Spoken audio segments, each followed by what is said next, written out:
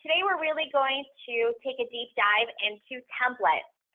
In previous videos, we've touched on the templating system. We've actually shown you how templates work in broadcasting a message as well as one-to-one cells and within tagging. So we're going to show you how to create a template today. And I'm going to let Heather take that away as well. I'm going to be learning along with you. So as I ask questions, we'll all know more. So tell us a little bit more about how to create a template within the system, Heather. All right, awesome. So we're going to start on our dashboard just like we do with everything else. As you'll notice, everything you do is pretty much going to be located in the cells box in the upper left-hand corner. But to start by adding a template, I'm going to simply scroll down, click Add a New Template, and I'm ready to go.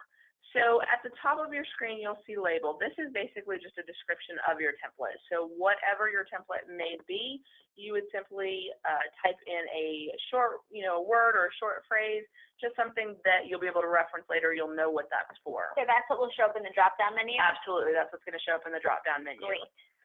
The message template contents, that's exactly what it is. It's just whatever you want that template to say.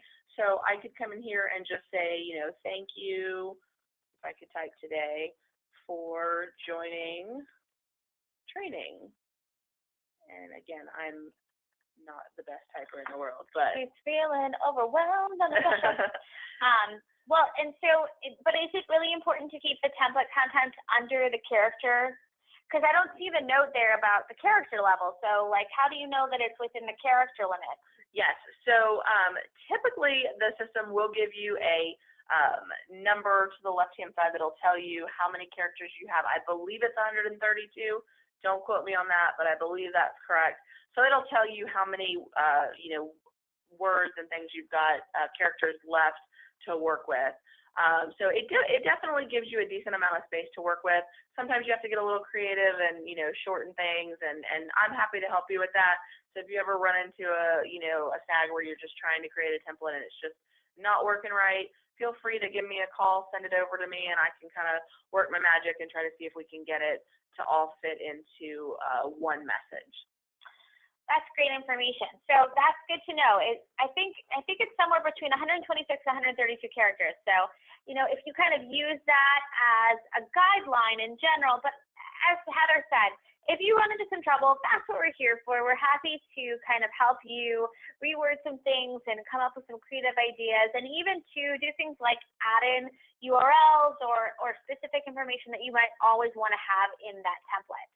So what's the next step, Heather? The next step is to choose what type of cells you want to utilize the template for. I always recommend to select either account or marketing. What this does is this basically will make this template available regardless of what type of message you're deciding to send out. So as you might remember on the previous videos where we talked about broadcasting a message, and you got to select whether it was an account-related message or a marketing-related message.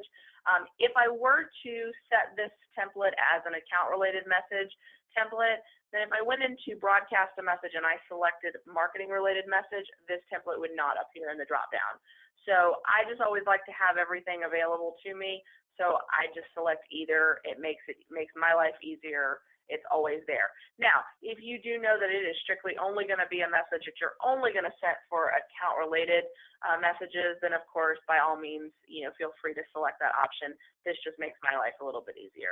And I'd like to make note that this says either account or marketing, where in other areas of the software it says both. Don't let it throw you. Either is the same thing as both. Absolutely. So we're ever saying, if ever given the option, choose both. In this time, in this option, choose either. Yes. The next link is going to be your language drop-down. So this is where you can mark it as to if you want to use this template for English or Spanish. Habla español. Exactly. Now, I will note that the system does not convert messages into Spanish. So if you are creating a Spanish template, you are going to have to type that message in Spanish in order for it to go out in Spanish. Another thing I do want to note is just kind of an FYI with the language option. When you are opting everyone in, if you do select Spanish as the primary language, and let's say later on down the road you broadcast a specific message to a large group of people, if you set that, if you send it out as an English message and you've got English selected as the language, anyone that has been opted in as marked as Spanish only, they're not going to receive that message because they are marked as Spanish only. So you're going to want to just remember that, you know, if you do have those Spanish-speaking customers that you want to, you know, communicate with, you may have to do a message both for your English clients as well as your Spanish, so you don't forget about them. Next is the categories or the groups. I typically tell everybody you're probably not going to need to utilize this for the templates because you want to have your templates available for everything. But if you do know that it's just simply a birthday template, you can select that. But for the most part, you're probably going to leave this blank. Now the next item is the most important item. Down at the bottom left-hand corner is this little link that says available when broadcasting. You always, always, always want to check this off when you create a template.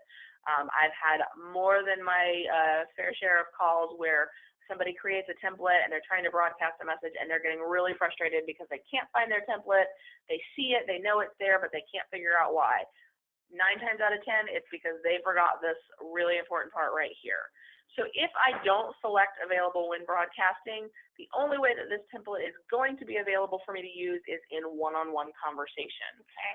So it is really, really important because most of the time your templates, you're probably going to use them for the broadcast. So select available when broadcasting. That way it's available across the board. You don't have to worry about it anymore. It's done. And then simply click Save. Once I do that, that template is then going to be saved in the system. It's there until I decide otherwise. If I want to go back and find that template to maybe make some edits to it or even to just delete it, I would come back to my dashboard, scroll down just a little bit to where it says Find a Template for Viewing, Editing, or Deleting. Once I click on this, I'll be able to see the full list of my templates. So when you click on that, this is what it's going to look like. It's going to have a long list of templates that are in the system for you. If you know which template you're looking for, you can simply come up to the top in your label box and just type in the name of that template, click search, and it'll narrow it down for you so you don't have to go through your long list of templates. From here, I can see that the label is training. It is for account and for marketing as well as for broadcasting. To the left of the label is the little gear box with the arrow that points up. If I click on that, it tells me the different things that I can do. I can edit it, I can delete it, I can even add a new template from the screen if I want to.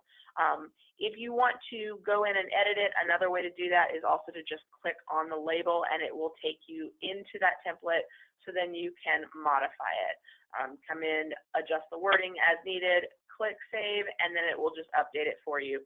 If you do want to delete it, let's say you're not using that anymore, come here, click Delete, and it goes away.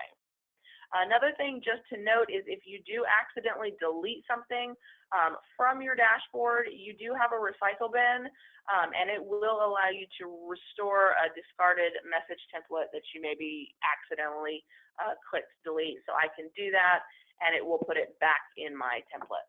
That's outstanding. That's actually really exciting. I didn't know that we had a recycling bin within the system. So we're all learning things together, everyone. Heather, is there anything else we think that our clients need to know? I think that's it. All right, awesome. Well, y'all, this was video number 5.